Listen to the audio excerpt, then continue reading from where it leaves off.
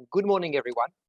So I suspect that most of you are attending this event today because you believe already that the industry is being transformed, maybe even disrupted by emerging technologies, new business models, and new expectations by customers, as Anisha reminded us. You're here because you already know that the opportunities in front of us are enormous.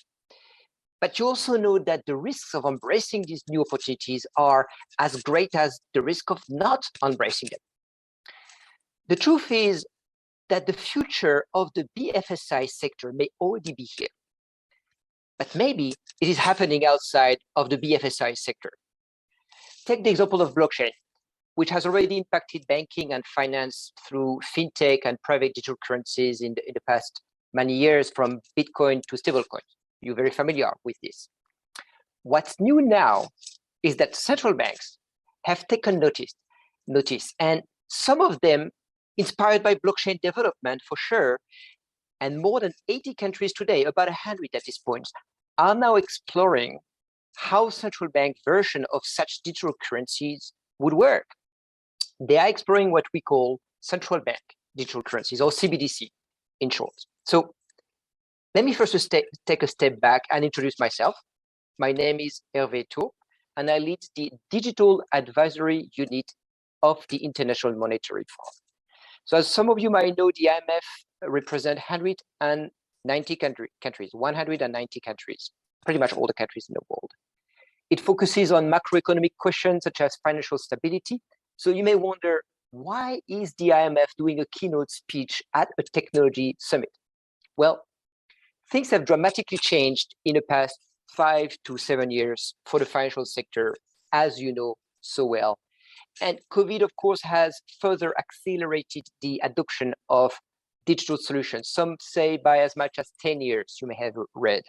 So it means that we may have leapfrogged 10 years into the future in just 2 years, from the way cloud is being used to the ways customers use technology, or the way they expect the financial sector to deliver those technology or to use those technologies. So just a few years ago, when a country would approach the IMF for assistance, the question of digital questions would never or rarely come up. Now, things have completely changed in the past couple of years, in the past 3 to 4 years, I would say. The benefits and the risks of digitalizations are now at the center of our conversations with countries. And so let me describe a few examples that illustrate what countries are asking nowadays, what bothers them or what excites them as far as technology is concerned. For example, ministries of finance are asking how social aid can be distributed via digital money. You've seen that we call the G2P money. Revenue administrations are asking how artificial intelligence, AI, can help detect fraud or improve revenues. Most ministries of finance are looking into AI. Digital identity, of course, is one of the top digital projects in many countries.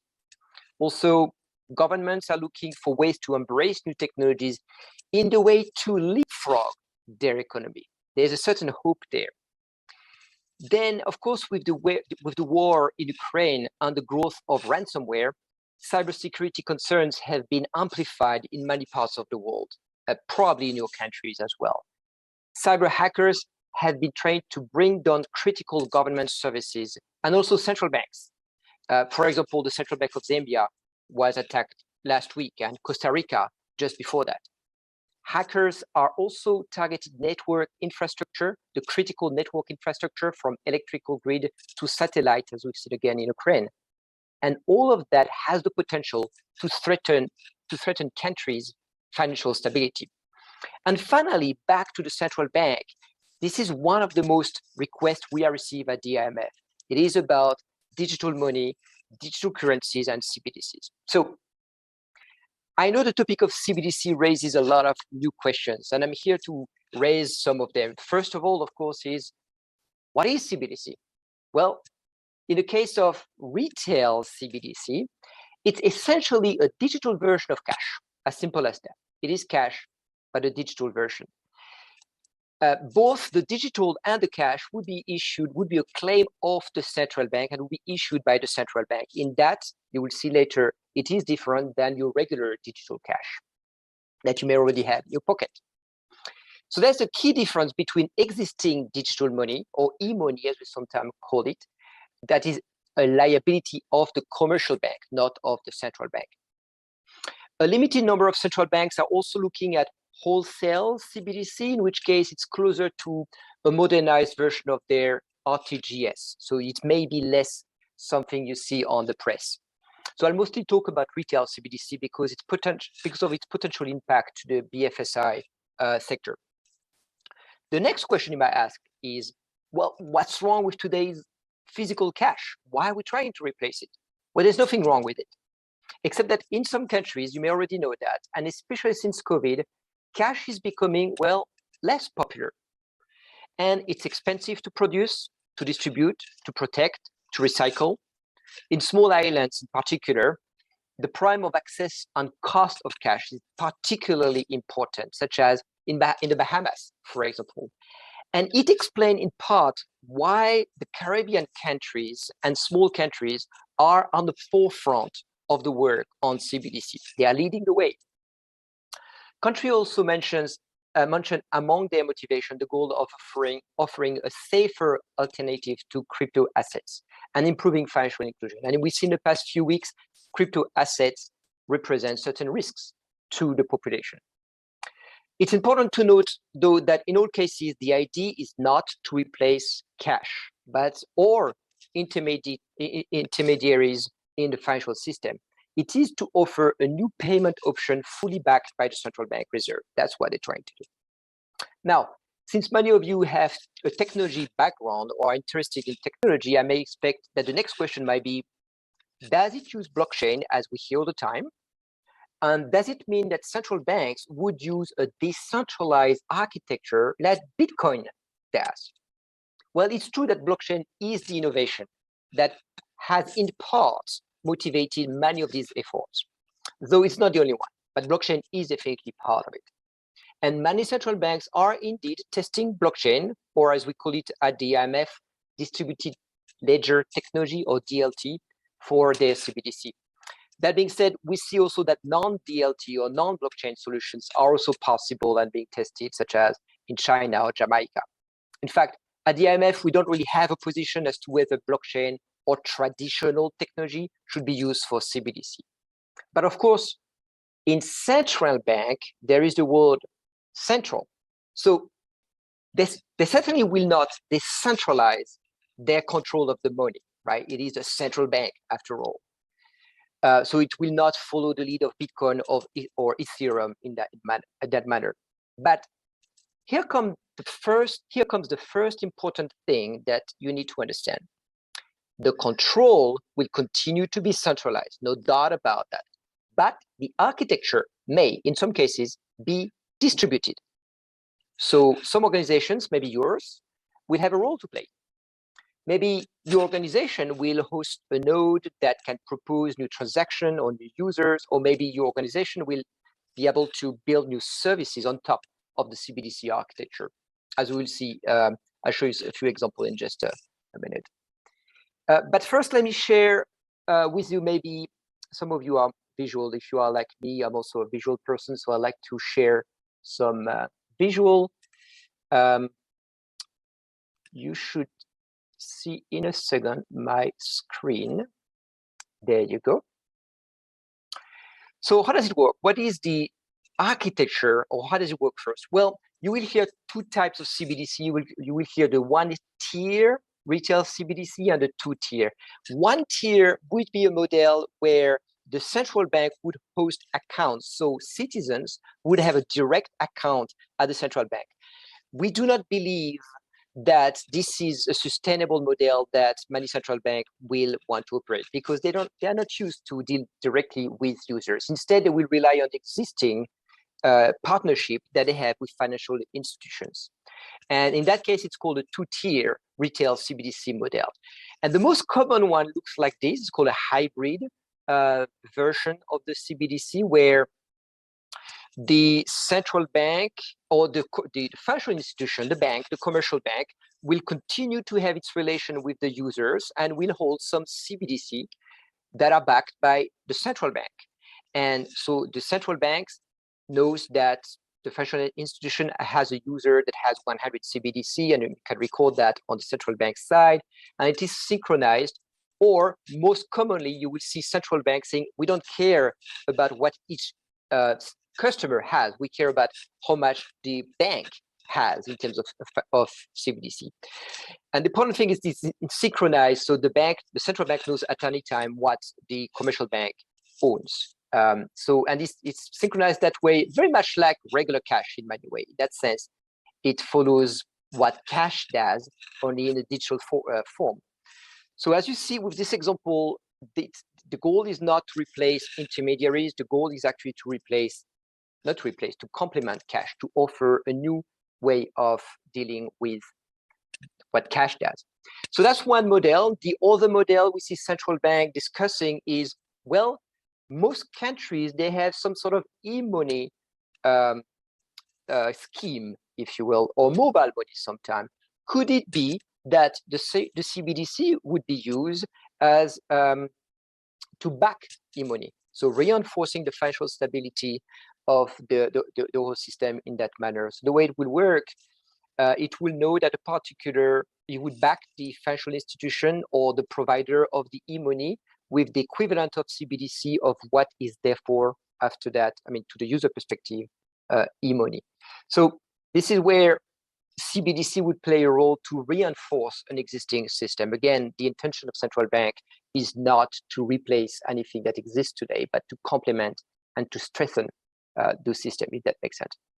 This is my only second slide, which is, as technologists, you may care about that, the way I like to unpack what we call the technology stack of what is a CBDC. Of course, you've got a network infrastructure that is necessary, the internet, if you will. The ledger itself, so again, it could be blockchain, it could be something else called the CBDC ledger, where the accounts are calculated and stored. But then you've got a platform on top of that, applications and wallets.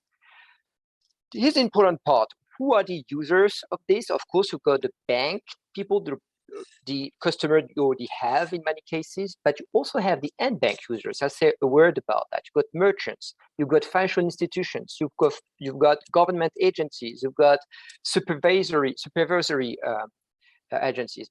All of them will need to have some sort of access to this CBDC ecosystem.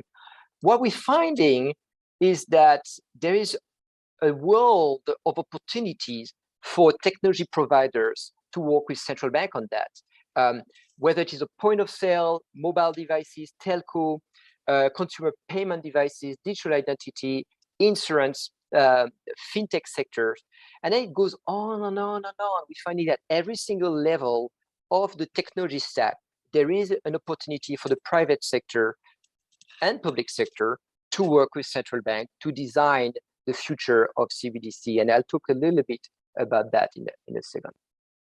Okay, I wanted to get that very clear, to unpack what is a CBDC to a technology stack level, so you can start seeing where opportunities may exist. Now, let me get back to outside the slide. I think I stopped sharing at this point. So therefore, the next question you might ask is, what's so different between a CBDC and e-money solution such as GrabPay, Google Pay, or other solutions that some of your companies may already offer? Well, my economists colleagues would point to the fact that a CBDC is a central bank liability and is backed by the central bank reserve, while e-money is financial institution liability. That's fine. We know that, but I'm a technologist. And to me, the most exciting difference compared to e-money or cash is that some of these CBDC may be programmable. Imagine this, let me make that maybe a bit more real to you. What does it mean? So imagine the following scenarios, and keep this in mind. Many of these scenarios will not be developed by the central banks. You know who's going to develop them? You, the BFSI community. So take the example of, I read that recently in a Hong Kong central bank white paper. They had an interesting scenario in their recent CBDC paper where they described a company providing insurance for flight delays. So the ticket is purchased with a CBDC wrapped into a smart contract that is designed by the insurance company. In case a flight is indeed delayed, imagine that the claim could be automatically processed in real time with zero intermediary and no unnecessary process directly into the wallet of the client who paid with the CBDC. So of course it's possible today, but with many intermediaries, and there's maybe a cost reduction opportunity in such scenario that can be studied. That's one example. Another example would be a government who wants to disperse social aid to people that fulfill certain conditions to help them buy certain goods, but only in a very specific region. A very specific region of the country, for example, affected by a flood or some sort of climate event. There again, you could program a CBDC to have the specific conditions. Likewise, being able to control where the CBDC can and cannot be used, again, you cannot do that with cash, may open CBDCs to be used by tourists, we think. A big problem today with tourists is what we call capital flows control, because it's hard to know how much money exits or enters the country with current forms of money. Well, with smart contracts and geofencing, for example, just to mention a few technologies, we can imagine to reduce the risk of large sums of money leaving the country. By the way, look out for a paper that we are going to issue at the IMF in July on this very topic. Another scenario often mentioned is financial inclusion. So many of your institutions today do not open financial accounts to certain segment of the population because it's too risky or too expensive. There's some really good reasons why some institutions don't do that. What if CBDC backed by a central bank and programmed to limit such risks was available for those commercial banks to distribute? Would that not improve the chances of greater financial inclusion? Well, finally, stablecoins. A word about stablecoins. They are playing an essential role in decentralized finance. But as we have seen last week with Terra and Tether, which have lost their peg to the dollar, they represent some risk that many of the BFSI companies probably do not want to take. But some people have argued that the concept of stablecoin is an important building block for the future of digital finance. Well, if you agree with this argument, you will still have to recognize the many drawbacks and risks of using such private stablecoin. But again, what if CBDC were to offer the potential same benefits of stablecoin without their risks? What would you do with such potential? Just raising questions for you to think about. Now, I'm aware that some of your companies in the audience provide the infrastructure for payment and for financial services. As such, you cannot ignore the potential transformative role of CBDC if they are to be issued. And it will be transformative not because the central bank can transform any ecosystem, at least not alone, but you can. You can work with central banks to transform the ecosystem in a manner that is cheaper, fairer, and faster. Now, the last question you may ask, at least in the time that I have today, is how do I get ready as a bank, as a financial institution, as an insurance company? How do I get ready? Well, first and foremost, by understanding CBDCs, their interoperability, the way the programmability offers new opportunities, and by working closely with central banks. You can avoid being a spectator of CBDC and become an actor. Well, if you don't participate, others will. Maybe new actors will step in, more agile, less risk averse, and we're starting to see them arising. They will create new services that might disrupt your sector, or you can disrupt your sector and stay in control. I really believe that the BFSI sector has a superior advantage over central banks to make that sort of new money a success. Because you understand better than the central banks the retail payment landscape, and you understand the type of risks that a new CBDC can introduce, how it would be adopted by users. You have an innovation mindset. You know how to innovate better than central banks. You understand digital wallets and digital interfaces and what end users are looking for. You have incentives to create new digital finance services that the central banks don't have. Some of you understand really well the role of new technologies, artificial intelligence, machine learning, IoT payment, and why not metaverse in the future. And some of you may help central banks understand how the world of fintech or DeFi, decentralized finance, may inform the future of CBDC and its possible evolution. So let me switch to my conclusion.